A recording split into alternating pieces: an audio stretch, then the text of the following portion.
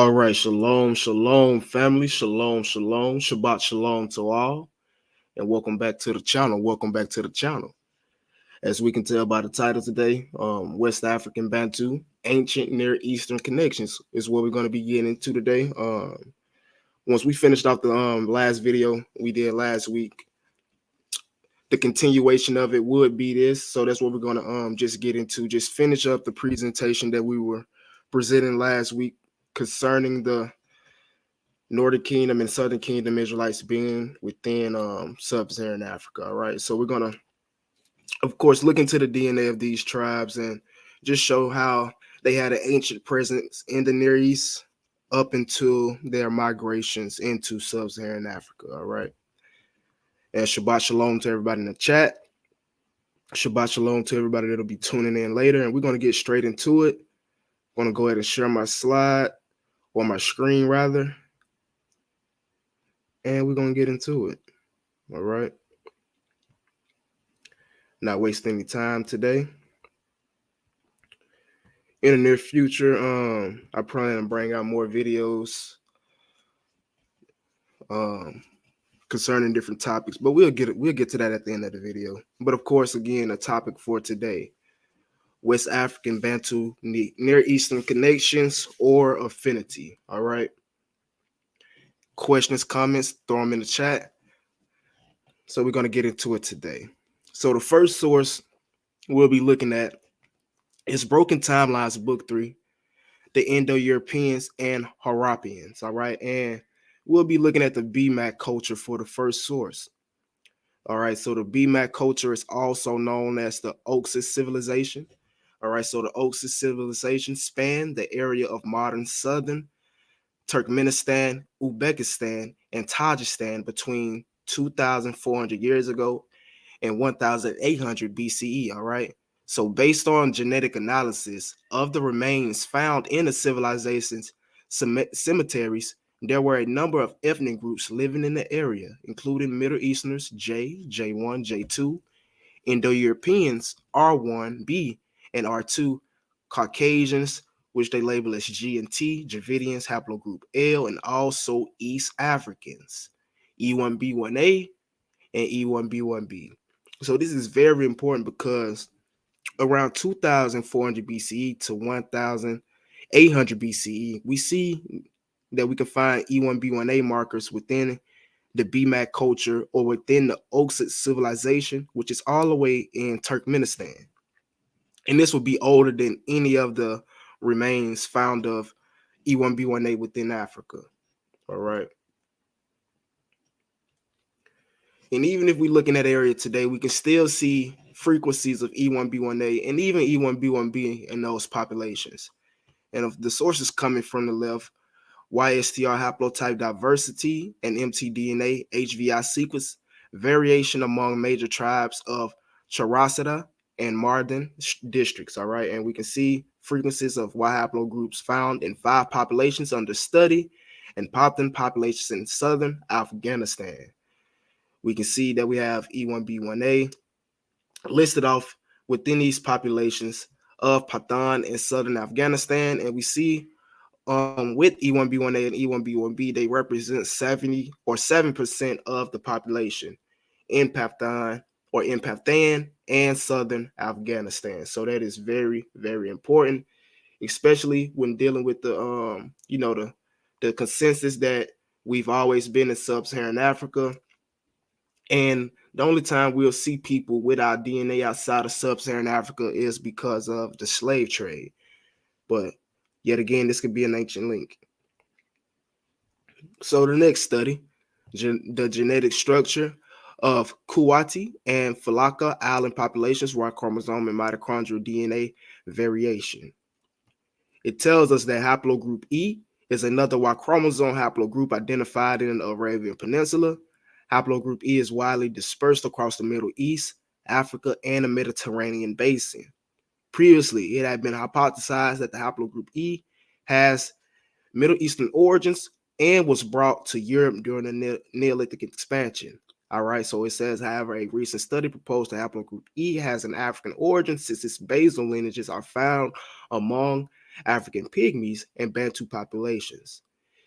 It is difficult to interpret and draw conclusions from a geographical widespread haplogroup. Recent studies identified the presence of E1B1A, known as E3AM2, which is defined by mutation M2 or defined by M2 mutation lineage in Oman at 77.4%, Qatar at 23.8%, Yemen at 3.2%, the United Arab Emirates at 5.5%, Saudi Arabia at 3.8%, and even in Iraq at 0.99 or 1%. And it even goes on to let us know that the presence of this lineage in Arabia is an identification or is indicated of ancient gene flow from East Africa. All right, as they propose. And this is dealing with the out of Africa theory. These lineages or E1B1A spreading or dispersing from out of East Africa into the Near East. But we see that it has an ancient presence within these territories. And right here to the left is a good display of where these lineages would be, or what is E1B1A lineage would be found within Yemen, Oman, Arab Emirates, Saudi Arabia, and even Iraq. All right. And again, this is from an ancient gene flow. They believe it's from East Africa, but we believe it's from the Near East. All right. So next source, global distribution of genomic diversity underscores rich complex history of continental human populations. All right. So starting at the top, it says our analysis also have directly relevance to current database or debates in human population genetics regarding the extent of historical gene flow among Africa, Europe, and the Middle East. We're going to skip down to the next highlighted where it states that furthermore, when we consider the extent of haplotypes shared or sharing with the haplomap YRI, which is the Yoruba population in Europe, we find that the South and Southwestern population showed the highest proportion of the shared haplotype. If gene flow had occurred solely through the Middle East, we would expect the Southeastern population to have the highest haplotype diversity and sharing of Yoruba haplotypes. It says these two results therefore suggest that while the initial migrations into Europe came via the Middle East, at least one or at least some degree of subsequent gene flow had occurred directly from Africa. So within this article, they're proposing that you had a Yoruba type ancestry or Yoruba type haplotypes, which would be E1B1A, migrating into Europe via the Middle East and also Africa. All right. And more than likely, they would be migrating in from the Middle East by way of the Levant and also by way of North Africa. Again, these two results suggest that initial migration to Europe came via the Middle East. So you had one migration from the Middle East. At least some degrees of subsequent gene flow has occurred directly from Africa. All right. And then again, this is dealing with Yoruba type haplotypes. So E1B1A. Next source, admixture into and within sub-Saharan Africa is what we'll be dealing with next. Africa, or admixture into and within sub-Saharan Africa. Let's see where we should start. We're going to read the whole abstract.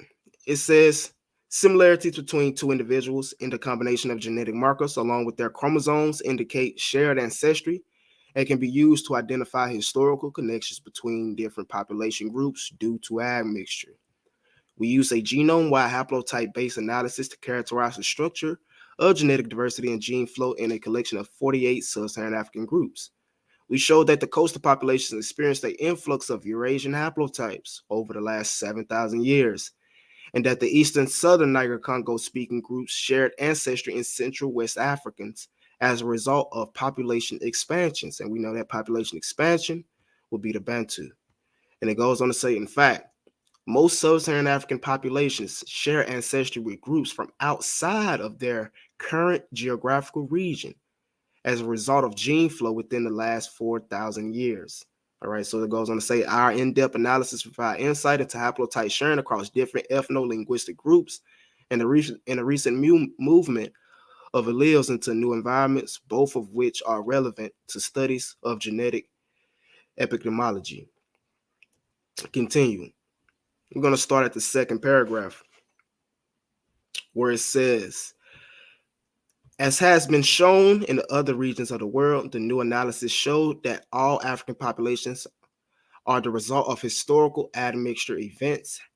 However, Bursby, or this study, could characterize these events to unprecedented levels of detail. For example, multiple ethnic groups from the Gambia and Mali all show signs of sharing the same set of ancestors from West Africa, Europe, and Asia who mixed around 2,000 years ago. So the question to ask, where did this admixture happen? In West Africa or the Near East? All right. Is it more probable for so-called this admixture happen in West Africa or the Middle East?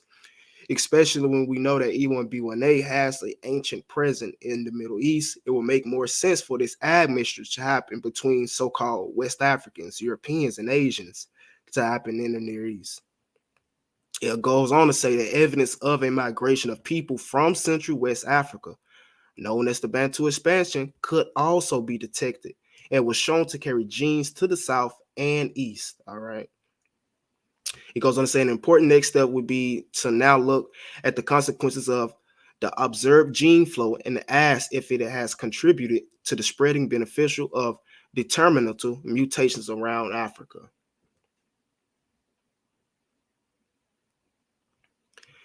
And I'm looking at the chat right now.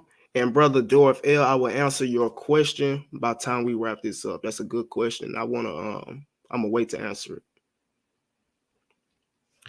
But it goes on to say, admixture occurs when the genetically differentiated ancestor groups come together and mix, a process which is increasingly regarded as a common feature of human populations across the globe. We're going to skip down. Well, now let's keep reading. It says genome-wide analysis of African populations are refining previous models of the continent's history, and it impacts a genetic diversity. One insight is the identification of clear but complex evidence for the movement of Eurasian ancestry back into the continent as a result of admixture over a variety of timescales. On a broad sample of 18 ethnic groups from 8 countries, the African Genome Variation Project recreated a previously analysis to identify recent Eurasian admixture within the last 1.5 thousand years in the Fulani of West Africa. So within the last 1.5 thousand years, you can see admixture between people within West Africa amongst the Fulani tribe and Eurasians. All right.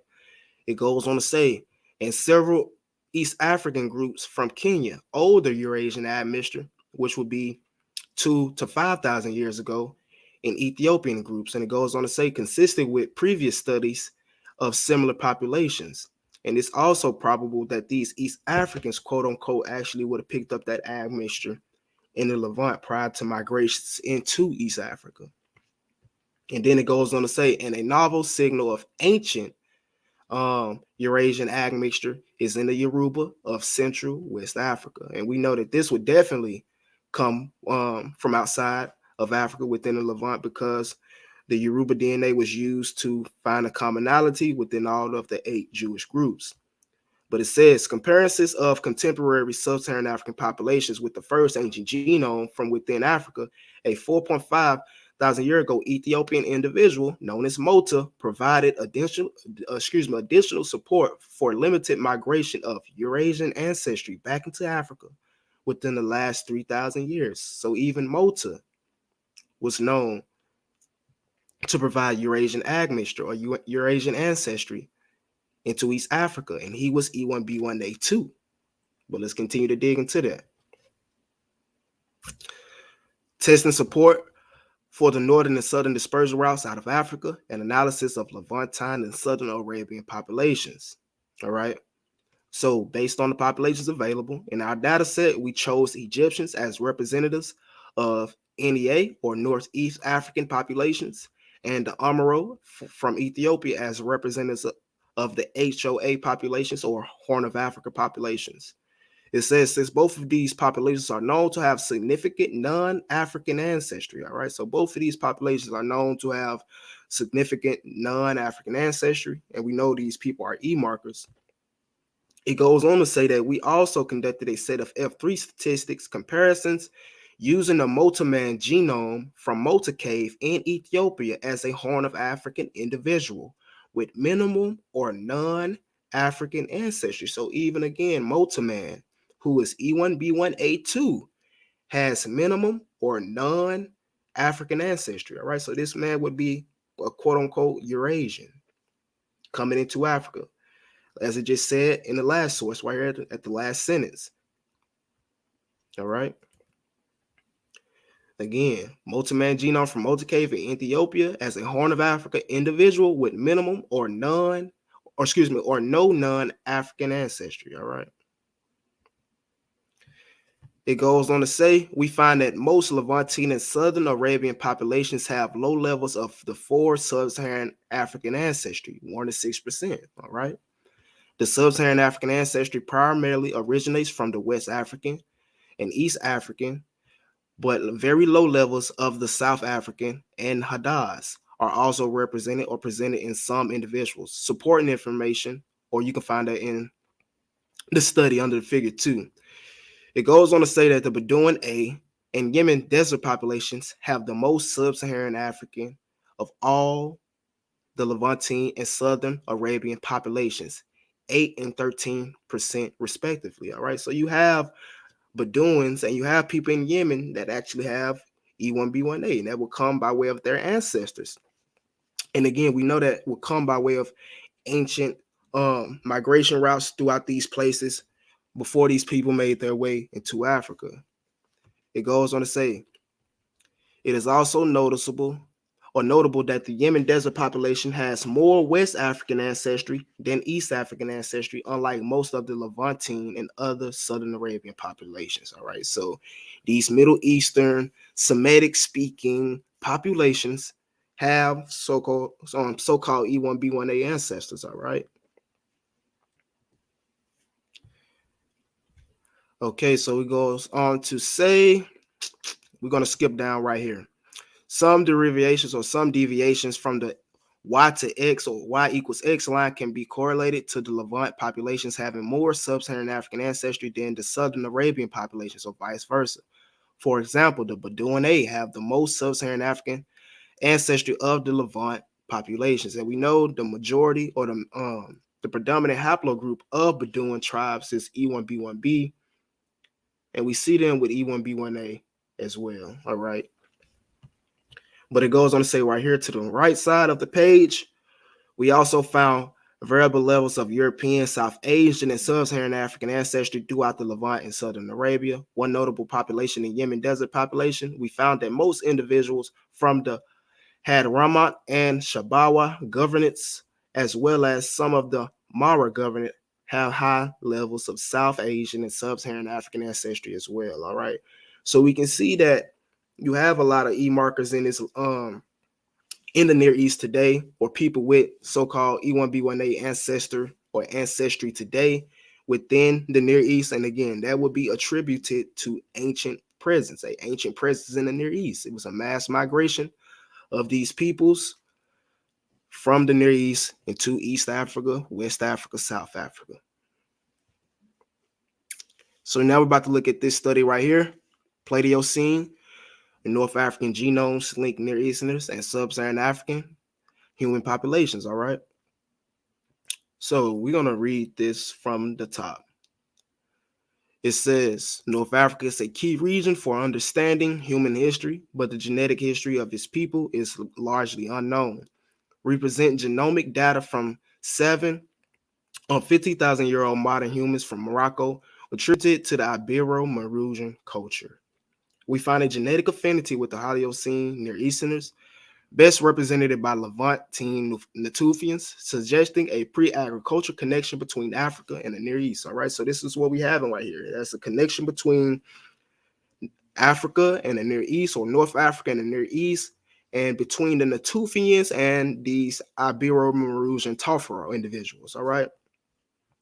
It says we do not find evidence for gene flow from the Paleolithic Europeans into the late Paleocene North Africans. The Tafaro individuals derive 1/3 of their ancestry from Sub-Saharan Africans best approximated by a mixture of genetic components preserved in present-day West and East Africans. Thus, we provide direct evidence for genetic and interactions between modern humans across Africa and Eurasia in the Paleocene. So, starting right here at the highlight, it says consistently using the GP graph, we find that a mixture of Natufian and Yoruba reasonably fits the Tafrock gene pool. All right, so we've seen that 1/3 of these people were sub-Saharan African, and they saw that the Yoruba would best fit that, and the other 65% or 63% of them, or 2/3 of them, would best fit the Natufians. All right. It says adding gene flow from the Paleolithic Europeans does not improve the model to fit and provides an ancestry contribution estimate of 0%. Thus, we find no evidence of gene flow from Paleolithic Europeans in Tafrock within the result of our data. So this is just letting us know that they don't even find admixture from Europeans or Paleolithic Europeans within these samples. Now it goes on to say that Natufians show higher affinity to Tafrock than does Levantine or Levantine Neolithics. It says this indicates that the early Holocene Levantine populations overlapping with or post-dating our Tafrock individuals by up to 6,000 years are more closely related to the Tafrock among Near Easterner populations. All right. It goes on to say, next we tested in the Tafrock individuals have sub-Saharan African ancestry by calculating a chimpanzee test and the Natufian and Tafrock test. Now, don't get thrown off because they just throw the chimpanzee in there just as a dummy, right? So if your test results come back as a chimpanzee or a chicken or whatever test dummy they throw in there, you know your test is wrong, basically. You know your test is off or incomplete or inaccurate. But it says we observe significant positive F4 values for all sub-Saharan African and significant negative values for all Eurasian population, supporting a substantial contribution from sub-Saharan Africa. West Africans such as the Mende and Yoruba most strongly pull out the sub-Saharan African ancestry in the Tafrock. Now the question is, why is this important? All right. It says the genetic profile of the Tafrock suggests substantial Natufian related and sub-Saharan African related ancestries, but not additionally ancestry from the upper Paleolithic European populations. Therefore, we provide genomic evidence for a late Paleocene connection between North Africa and the Near East. All right. Archaeological studies on additional Ibero-Maurusian sites will be critical to evaluate the representations of the Tafrock for the Ibero-Maurusian gene pool. It goes on to say that we speculate that the Natufians or the Natufian-related ancestral population may have been widespread across North Africa and the Near East. All right, so this is why this is important, because the Tafrocks basically are related to the Natufians, and we know that the Natufians are the Proto-Semitic speakers or the Proto-Semitic peoples, all right? And we find E1B1A amongst these people. And even here's the E1B1A sample right here to your left. You can just look up this 4Y branch EZ5994, and you'll see that that'll come up as E1B1A. And it was found in the Ibero-Maurusian Tafrock samples, of course, which we're reading over now. And again, this is important because the Tafrock are related to the Natufians, and the Natufians are the Proto-Semites, all right, the first Semites. And again, it says we speculate that the Natufian-related ancestral population may have been widespread across North Africa and the Near East. So you had Natufians in North Africa, you had Natufians in the Near East. Tafrocks are basically Natufians, if you want to be 100. Now we're going to go to the supplementary material or the supplementary materials for this article we just read, Paleocene North Africa genomes. All right, again, it says it is surprising that we observe a high proportion, 36% sub-Saharan African ancestry in the Tafrock. Again, the Ibero-Maurusians. It says first present-day North Africans do not have high sub-Saharan African ancestry as the Tafrock individuals did. All right. It says this may be attributed to more recent events such as the historical Arab invasion. And yes, that's true. It is very possible that the Arabs pushed a lot of the E1B1A markers down into sub-Saharan Africa, as they're proposing here. We know the Arabs came into North Africa with E1B1B. So again, it is possible that the Arabs pushed a lot of those E1B1A markers down into sub-Saharan Africa, which is why we don't see it that much in North Africa today. Now it gets interesting because it says down here, thus we may find speculation that the sub-Saharan African population or the sub-Saharan African ancestry in the Tafra derived from the gene pool of pre-LGM or last glacier maximum North Africans who belong to the Middle Stone Age MSA cultures. All right. So what they're saying is the sub-Saharan African ancestry or the E1B1A ancestry in these Tafra individuals came from ancient North African populations, opposed to sub-Saharan Africans coming up to West Africa. Sub-Saharan Africans coming up to North Africa and mixing with these people. And again, West Africans such as the Mende and Yoruba pull most strongly the sub-Saharan African ancestry in the Tafra. And again, it says, therefore, it is likely that the Tafra gene pool harbors a substantial component of West African related ancestry in these people. And again, we know that these peoples that had E1B1A amongst the Tafra would have been coming from North Africa or even the Levant, is because it says a more recent link in the spread, or a more recent link is the spread of Bronze Age-like ancestry in sub-Saharan Africa together with agriculture during the Bantu expansion. All right. And we know the Bantu expansion was the expansion of E1B1A into sub-Saharan Africa.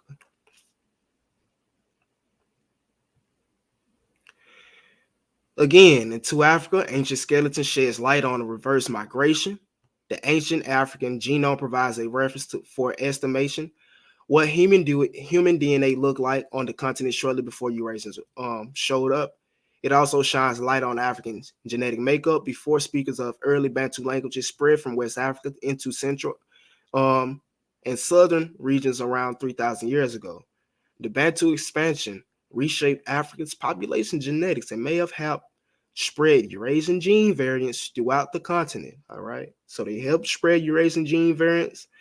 The last sources let us know that the Bantus had Bronze Age-like Levantine ancestry. So again, these people would have been coming from outside of Africa when they expanded.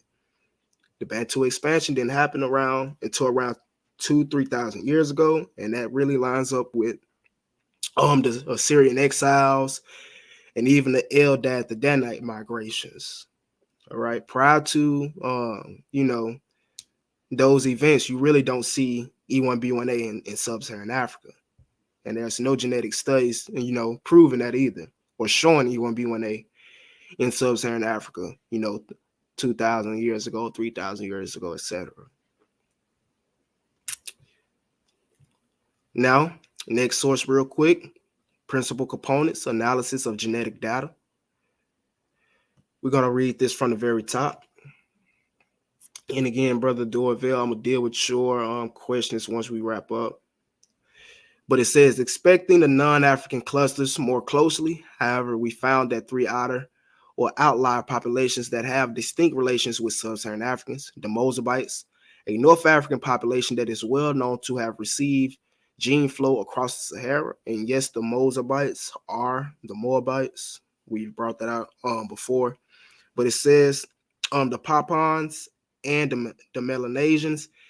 A higher resolution analysis reveals a distinct gradient of Bantu-related ancestry from west to east across Eurasia.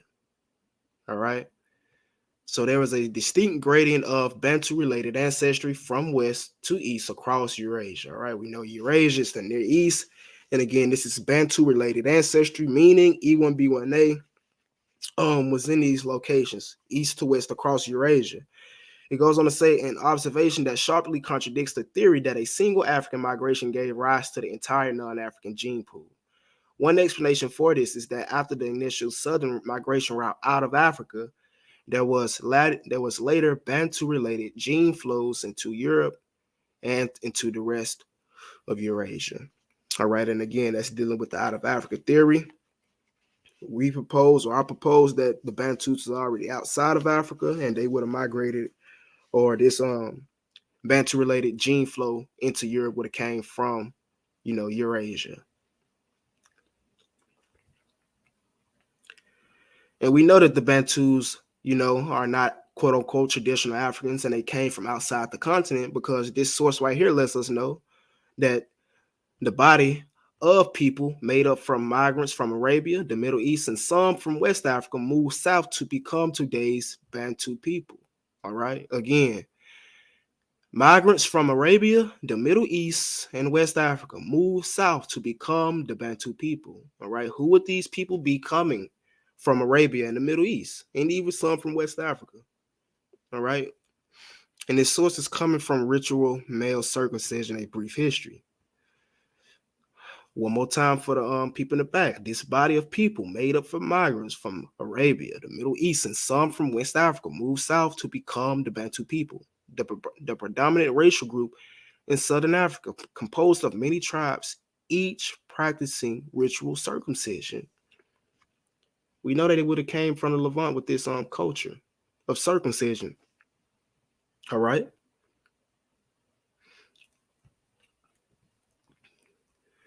And the next source, the genetics of African populations in health and disease. All right. The genetics of African populations in health and disease. We're going to start at the very top. Let me go back, family. All right. So it says Bantu languages, collectively a group within the Niger-Kadorfi or Niger-Congo family, are spoken west to east from the Cameroons to Kenya and then south to the Cape of Good Hope. Bantu is a linguistic term. Its speakers are not a single people, although one sees the word listed as though it were describing a specific ethnic group and breeding populations or even racial groups. Sometimes it seems to be used as a euphemism for Negro or Negroid, which is unacceptable. The term Bantu expansion refers to the spread of this linguistic grouping. The direction of movement is generally accepted as having been from east of Nigeria in a southern and eastern direction to the sub-equator regions. But how much was due to the mass movement of people versus language diffusion from the community to community is a point of discussion.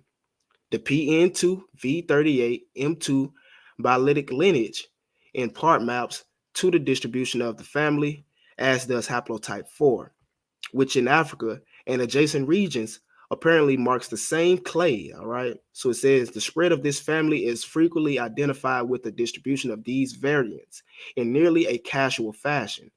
In other words, the bilytic alleles V38/M2 or E1B1A is said to be the marker of the Bantu expansion, which some earlier writers who mistakenly called the languages in this region Bantu even thought had gone into Western Africa.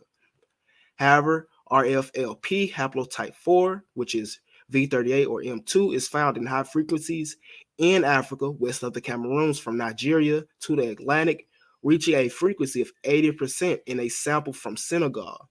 Just as interesting is it reported frequencies in the one study of Egypt, 27%. So you even have E1B1A within Egypt at 27%, and that's not really spoken on.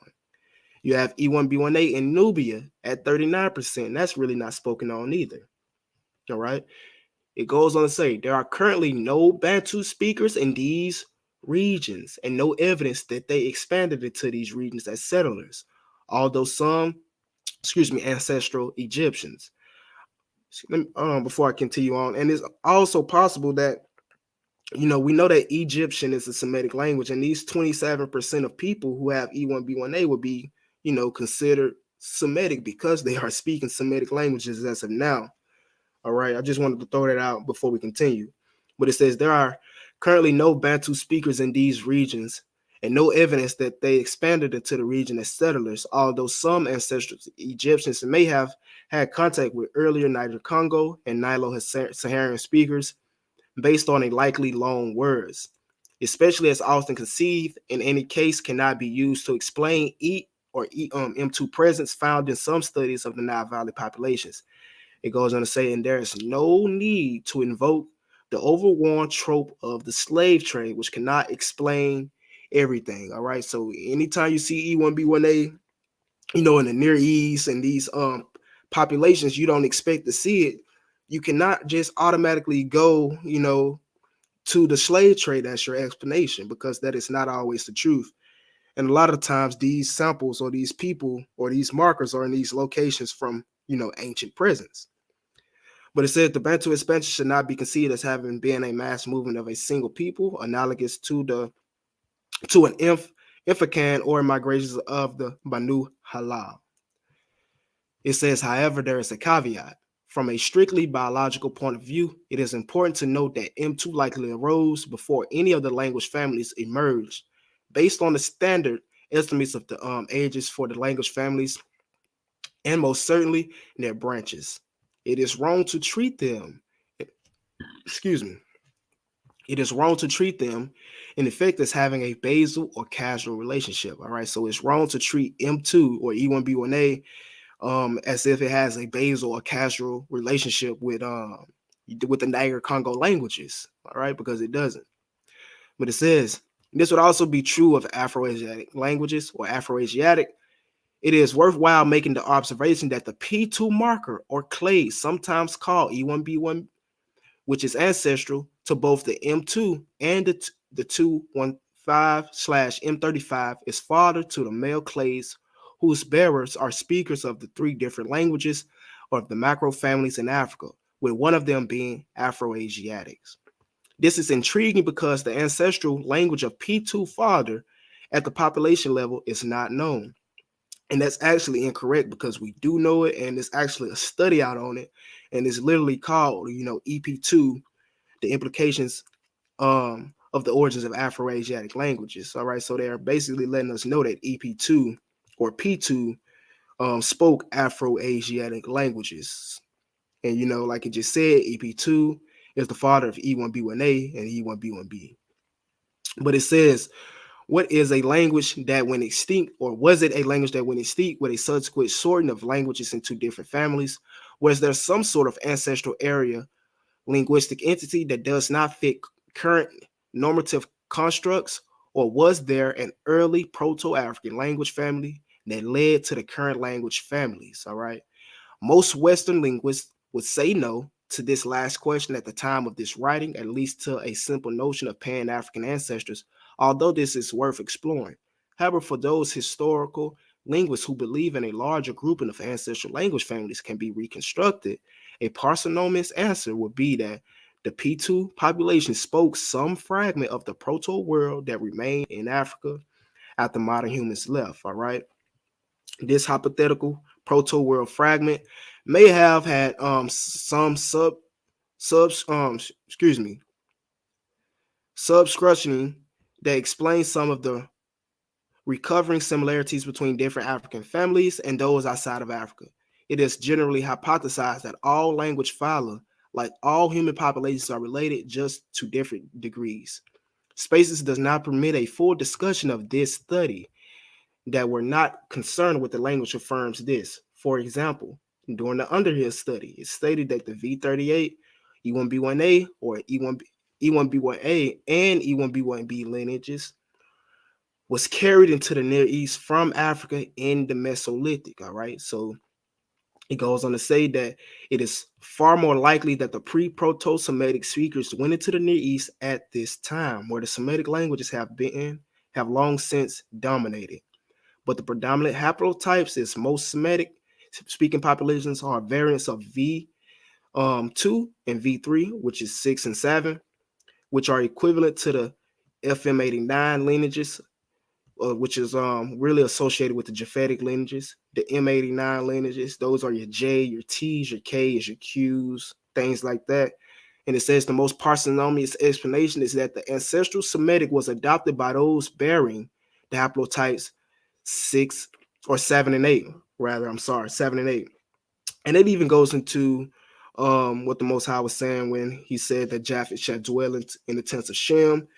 With that will come Japhet adopting, Semitic culture, Semitic languages. And we see that he adopted it from people with V38 and M35, which is E1B1A and E1B1B. So again, the pre-Proto-Semitic speakers would have been people with E1B1A and also people with E1B1B.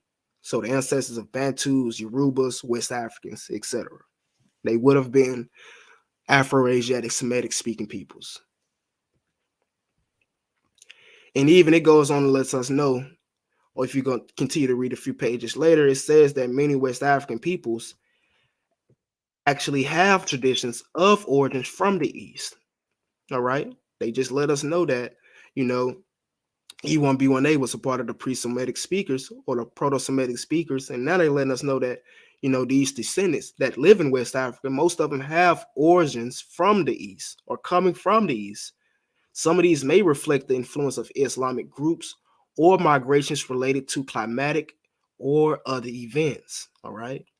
We know those other events would be things such as the Assyrian exile, the Babylonian captivity, the Jewish-Roman Wars of 70 AD, the Jewish-Roman Wars of North Africa, Serene 115 AD, Spanish Inquisition, things like that that would push these tribes from the East to Sub-Saharan Africa to Western Africa, right? So we basically see the ancient connection and we see the ancient link with these people in the Near East, and it's supported by their oral traditions. So again, wrapping it up, if you have questions, go ahead and drop them in the chat. About to get ready and wrap this presentation up now. But we're going to grab this last source from this right here, tracing the ancestors of the Impondo clans along the wild coast of the Eastern Cape. Haplogroup E1B1A, M2, is the most common haplogroup in Sub-Saharan Africa, which originated in Northeast Africa. All right. E1B1A, the most common haplogroup in Sub-Saharan Africa, which originated in Northeast Africa, all right, between 30,000 and 40,000 years ago. We know Northeast Africa is territories of Shem. And it goes on to say today its lineages are found occurring in the Mediterranean and the Near East. So we don't just find E1B1A in Sub-Saharan Africa. We also find it today in the Mediterranean and also in the Near East, right? We found it in, we can see it in Saudi Arabia, Yemen, Oman, Iraq, Pathan, southern Afghanistan, China. So we haven't been an isolated people, as people like to insist. Let's see. It goes on to say the haplogroup E1B1A or EM191 was most likely spread throughout Sub-Saharan Africa as a result of migrations associated with the Bantu expansion. Okay, so again, E1B1A would have been coming in from Northeast Africa or the Levant, and it didn't expand it to Sub-Saharan Africa and to the Bantu expansion. And with that, I'm gonna wrap it up. We're going to take it to the comment board and see if there's any comments or questions. If not, I'm going to wrap it up. All right. So let's see. The brother Dorsel says we have to recognize the hatred to the related to the Sub-Saharan Africa. Why most Sephardic and Ashkenazi accept North African lineages but deny Sub-Saharan Africa. Excuse me. Brother, I would say that a lot of Ashkenazis do. But in regards for the Sephardics, they do not deny West African lineages or Sub-Saharan African lineages.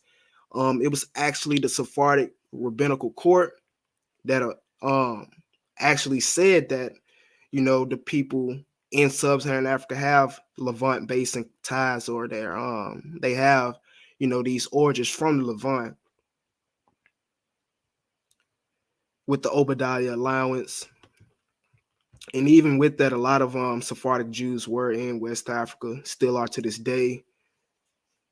So I wouldn't say really the Sephardic Jews, unless you just, talking about a specific color of Sephardic Jews.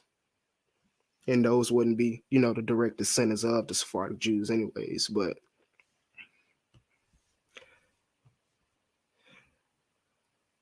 the brother says, Donna Marnichi, the Orient, as a name that applied to certain populations of Africa's, of the Horn, the Sudan, Sahel, from the ancient period. It is also a fact that Berbers and other Africans, in fact, right? So I guess the brother is saying that Eastern Africa or the Horn of Africa is also known as the Orient, And I will also agree with that. Yes, parts of East Africa, especially the Horn of Africa, is also known as you can say Oriental or the Orient or the what they like to say or what they mean by Orient or Oriental is the Middle East or the Near East.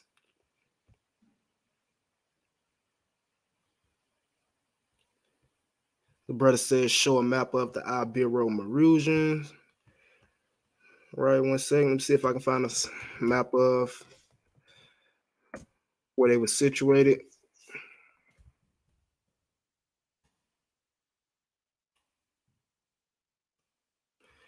Share my screen real quick. And the Ibero-Mauritanians, they were basically just in Northern Africa. Just in Northern Africa. Morocco, as the study was saying. That's not really clear, but if this is good enough for you, just basically stretched out from Morocco. If that answers your question.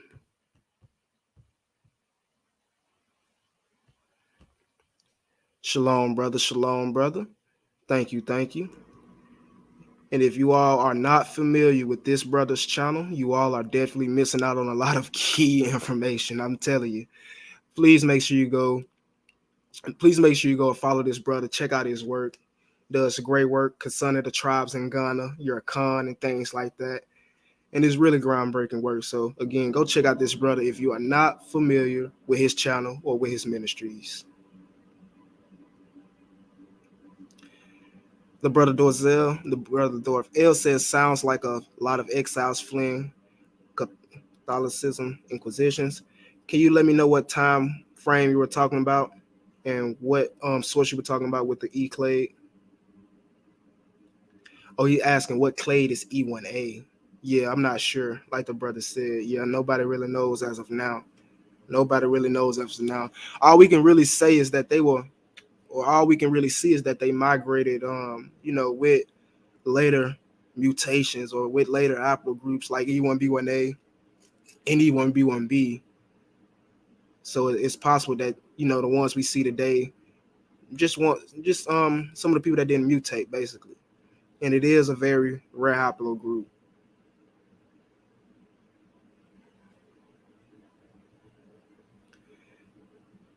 A lot of the Puerto Ricans that claim to be Sephardic Jews are not Sephardic Jews. Majority of those Puerto Ricans that claim to be Sephardic Jews are actually people, with haplogroup J and haplogroup R, descendants of those later influx of Jews that came in. But a lot of those, like I said, a lot of those Puerto Ricans are not actually Sephardic Jews.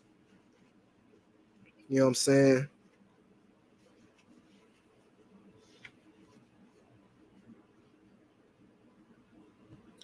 Brother says Morocco shows up a lot on my JED match. Yes, I bet it does. Are you talking about for the admixture and the steps under your admixture results? And again, family, anybody have any questions, please drop them in the chat.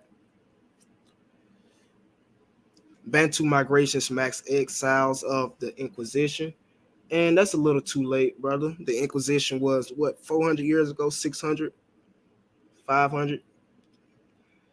It's fairly recent. So the Bantu migration was about, 3 to 2,000 years ago. So that's two different timelines.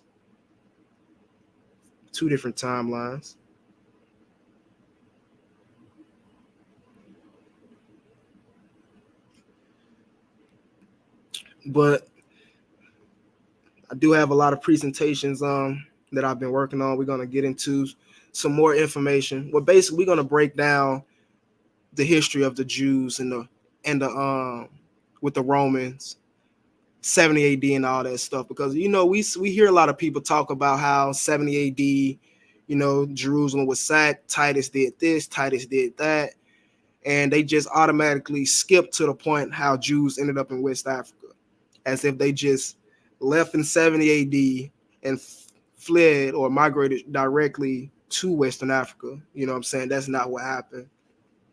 It was a sequence of events, you know what I'm saying, that led up into the migrations of these Jews into sub-Saharan Africa, dealing with the Romans. And y'all willing will also bring something out for Black History Month. You know what I'm saying? Just showing the history of Jews of color in the modern world. We have a lot of Black Sephardic Jews out here, and even a rabbinical court that approve or that basically said that the Igbos were authentic Israelites. They were Black Sephardic Jews. They weren't white. So that's even, something telling right there. But the brother asks, you think the DNA ancestry companies are legit? Yes, I do. Yes, I do. I do. If you're looking into getting your DNA done, try 23andMe, African Ancestry, things like that.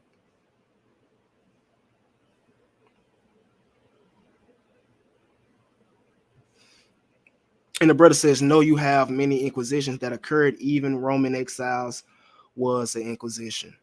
All right, all right. And yes, I do agree with that. You did have many inquisitions that occurred. And even the Inquisition of the Jews being expelled from Spain and Portugal in 1492, that was not the first time that they were expelled from Spain and Portugal. They was expelled not right before, but before in the previous years. But do you have a timeline that you're talking about, bro? Specifically? Because yes, it is possible that some Bantus migrants may be descendants of these Jews fleeing from the Roman exile. It is possible.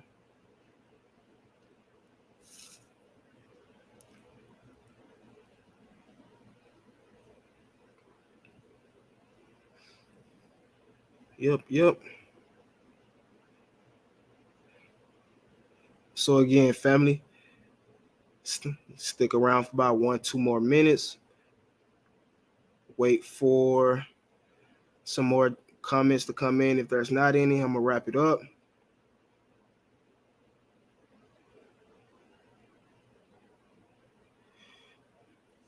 Yes, yes. So you showed 1498 in a slide. Yeah, that was the most, I believe, that's the most recent, or 1492, the most recent expulsion of the Jews from Spain and Portugal. And yeah, that's about 600-700 years ago.